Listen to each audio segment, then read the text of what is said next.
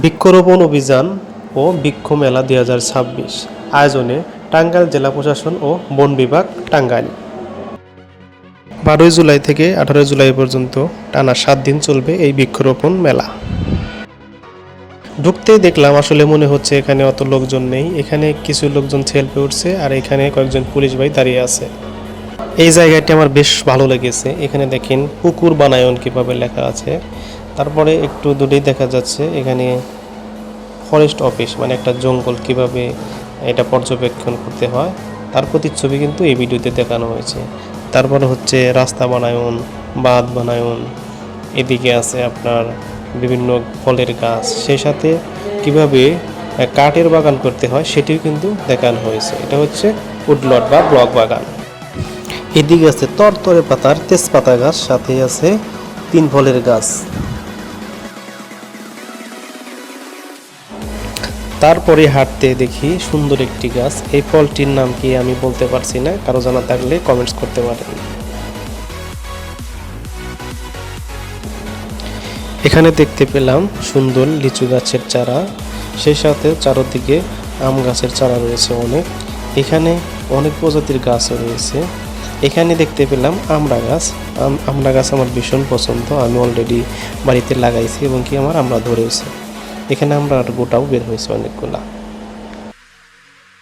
এদিকে আম গাছের অনেক চারা দেখতে পেয়েছি, সে সাথে এদিকে সুন্দর সুন্দর বিভিন্ন প্রজাতির ফুল ফল গাছ রয়েছে, যার নাম জানা ও অজানা অনেক জিনিসই রয়েছে। এইদিকে দেখতে পেলাম একটি নারকেল গাছ, ভিন্ন প্রজাতির নারকেল গাছ।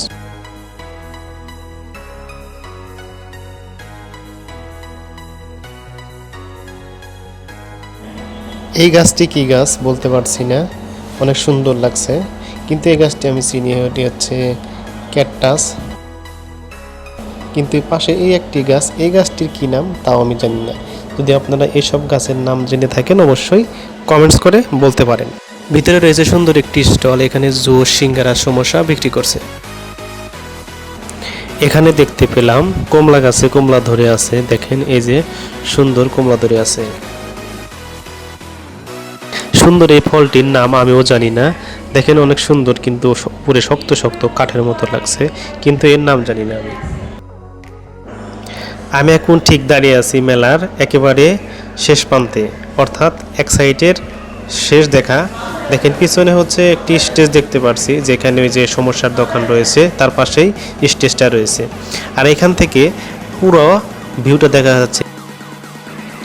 এখানে দেখতে পাচ্ছি সুন্দর বড় বড় কমলা ধরে আছে, দেখেন অনেক সুন্দর কমলা ধরে আছে।